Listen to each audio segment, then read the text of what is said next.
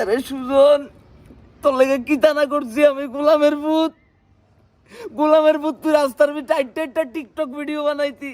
তুই গোলামের ভূত আইন আমার বাড়ির ভিতরে জায়গা দিছি, আমার সোফা সেট, আমার গয়নাগাটি বেচা তোরে মোবাইল কিনা দিছি, আইফোন 4 ম্যাক্স তোরে কিনা দিছি। গোলামের ভূত, তুই গাড়ি চাইছিস, তোরে গাড়ি কিনা দিছি। হুন্ডা চাইছিস, হুন্ডা কিনা দিছি।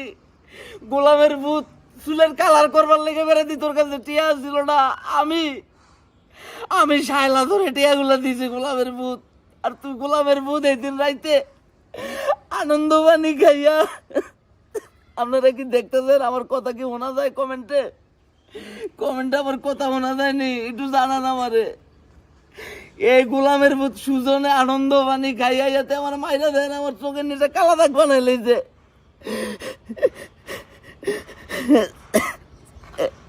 আমার বসুন্ধরার যে বাড়িটা আছে সোনাগাছির বুক পাইলে যে বসুন্ধরার বাড়িটা তারে কেন লেখা দিছি না গোলামের ভূতে? দুঃখ করে আমার সিনাটার ভিতরে মারছে। আমার নিয়াস বন্ধ হয়ে দেখেছে, আমার সাটনাটার ভিতরে টান মারছে। গোলামের ভূত, তুই রাস্তার ভিতরে টাইট টিকটক ভিডিও বানাইছি, আমি তোরে 2 লাখ টিয়া পয়সা দিয়া তোর আম্মার চিকিৎসা করাইছে। গোলামের ভূত, আমার কথা কি শোনা যায়?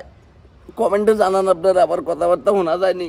আর তে গোলামের ভূত সুজন প্রত্যেকটা দিন তে বন্ধু বান্ধব আনন্দ পানি খায়, কি হলুদ কালারের পানি, আবার কিছু আছে কফি কালারের পানি খাইতে।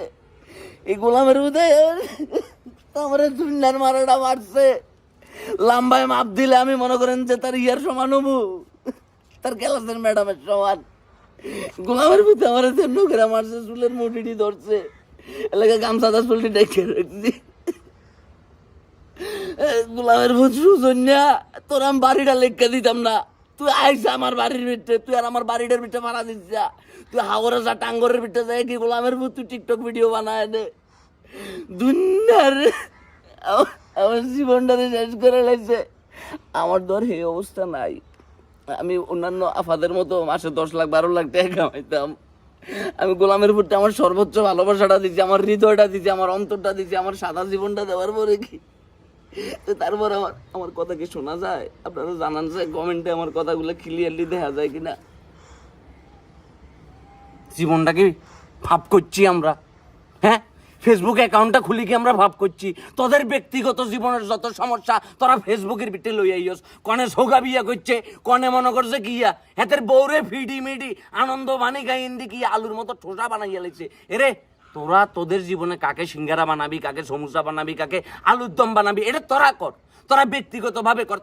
তোরা ফাঁদ দিলে সোশ্যাল মিডিয়ার ভিতরে চলিয়ে আসছ, তোরা মুতলে সোশ্যাল মিডিয়ার ভিতরে চলিয়ে আসছ, তোরা আইগলে সোশ্যাল মিডিয়ার ভিতরে চলিয়ে আসছ। বাবুরে আমরা কি অপরাধ করছি একটা অ্যাকাউন্ট খুলি? কেন? আমরা তো আমাদের রক্ত কামাই করা পয়সা এগুন দিই এমবি কিনি আমরা, তারপর ফেসবুকে এটা চালাই। এখন তোদের ব্যক্তিগত জীবনের সমস্যা দেখতে দেখতে যদি কি আমাদের জীবনটা শেষ, কয়জন কি স্কিপ করবে?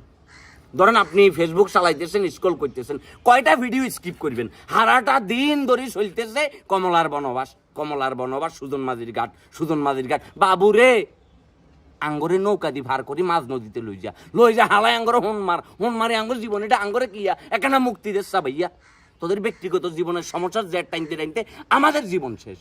আমরা কি অপরাধটা করছিলাম?